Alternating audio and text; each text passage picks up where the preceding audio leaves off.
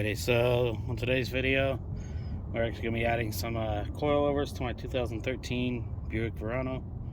I'll post some pictures up on the screen. Basically what you got to do is there's two bolts here, a bolt here, a bolt up top. The one up top you got to get from under the hood. I'm going to go ahead and start doing it, and then I'll be... Alright, so as you can see here, there's this bolt here that goes to your sway bar end link. Usually what you have to do is you have to put a Torx bit in here and take the nut off. However, if you got an impact, sometimes it'll come up automatically, which is what I'm going to try. Here's those other two bolts I was talking about. Right over here, it's kind of hard to see, but there's a brake line. You got to pop that out.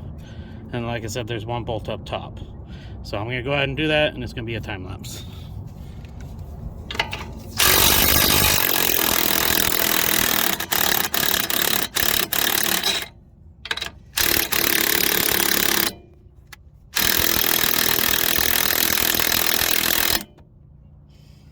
Alright, so that one is not doing like I wanted it to, so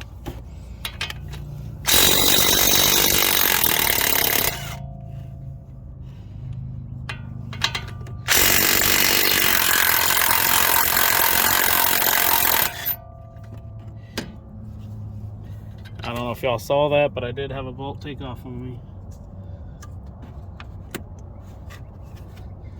But I found it.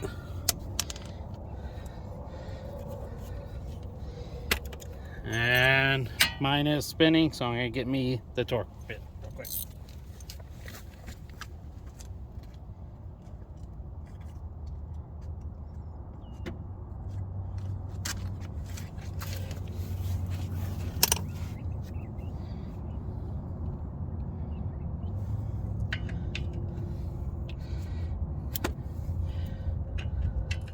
Alright, so it is a T40. I don't know if you can see that or not. It is a T40.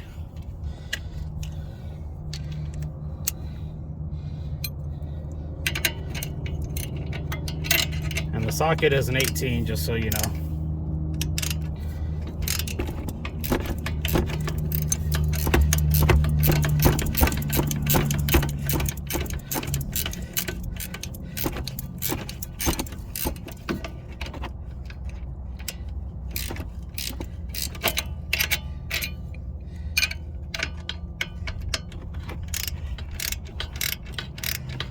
Why it's lifting up like that. The other side is already disconnected, so it might be because of that. So it might be wise just to do one side at a time.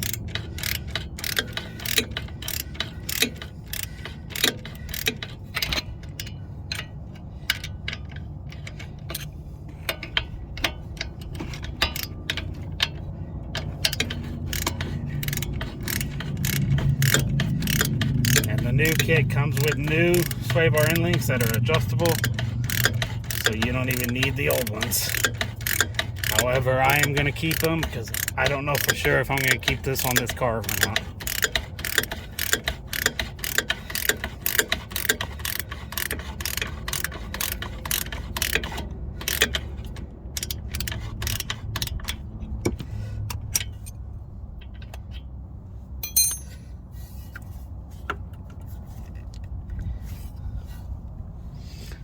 Don't know why it did that.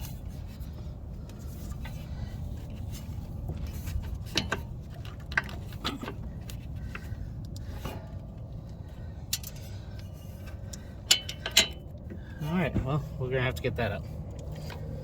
Alright, so I'm gonna go ahead and spin these.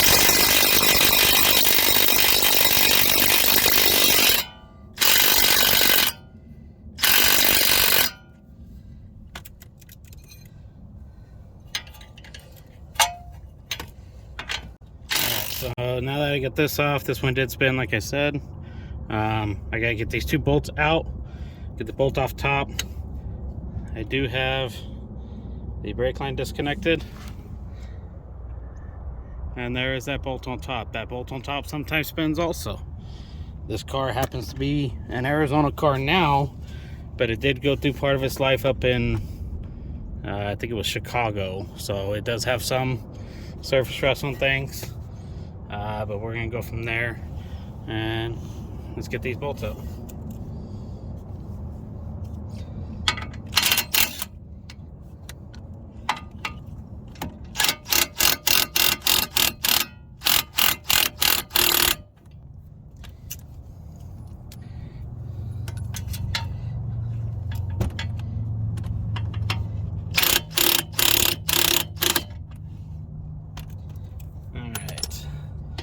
So I got these out. I'm not going to pull them all the way out because I don't have nothing under the spindle right now, which I wanted something, but my jack is towards the back of the car assisting the jack stands. So let's see, can I get this out now? Yes, I can.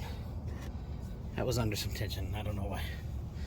Alright, so like I said, I gotta get this one out, pull that top bolt out, and then this strut will be out and be ready for the new one. There is also a nut up here, from what I've seen online. I haven't pulled this apart yet. You can't even see where my hand is, so let me see if I can adjust this to show you. Alright, so right up here there is a nut on this side to prevent the spring from propping across. The spring is under tension. I always err with caution on anything like this.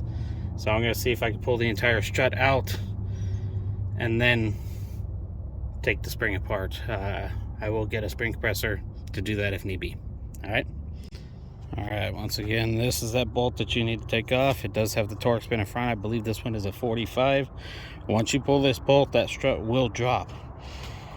So it does good if you can have a partner to help you, or simply reach under there yourself and slowly start taking this off. I did break this loose already, and I got lucky. This one seems like it's coming out without spinning. Now the one on that side over there does have some surface rust, so I think that one I am going to have to use the Torx bit, just so you're aware.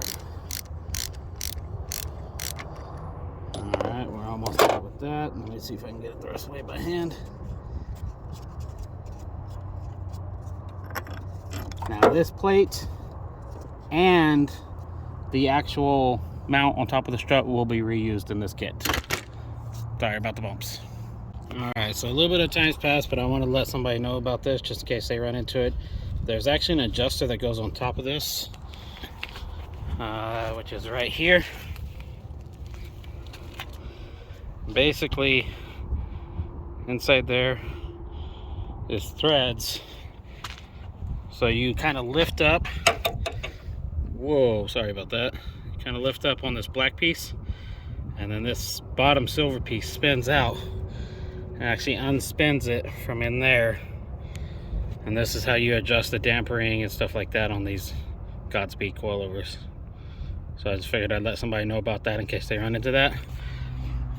I also set the first one in. It's just sitting in there now. Nothing's completely tightened down or anything like that. One thing I will note, see if I can get a good view of this, is there is quite a bit of play. So you will need an alignment. So I did have to use a coil spring compressor to get that top bracket mount off. And then, like I said, this metal piece here stays with the car. All right, and we're gonna go to the next part. All right, so on the rear, I kind of jumped ahead, but you got two bolts right here. They are 18 millimeters, and they go in this bracket right here. There's a bolt up top. I just broke that frame. Mine was very nasty.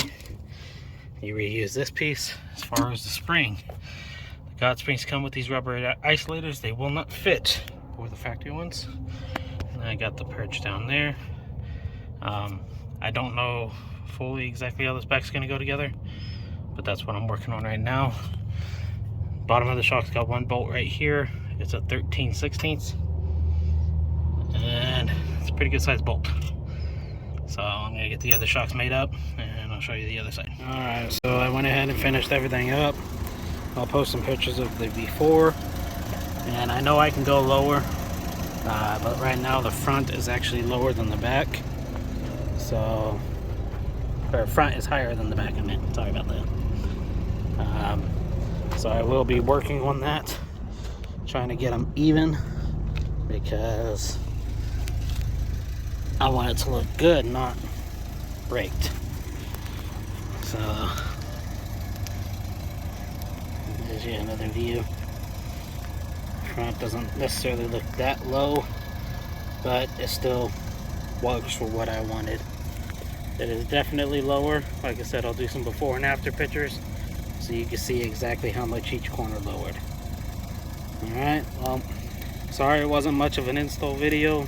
It's kind of hard to record and do some of these things, but word of advice, if you're going to buy this kit, make sure you actually look into the possibly even buying some new strut mounts while you're doing it, so you don't have to take your old struts apart.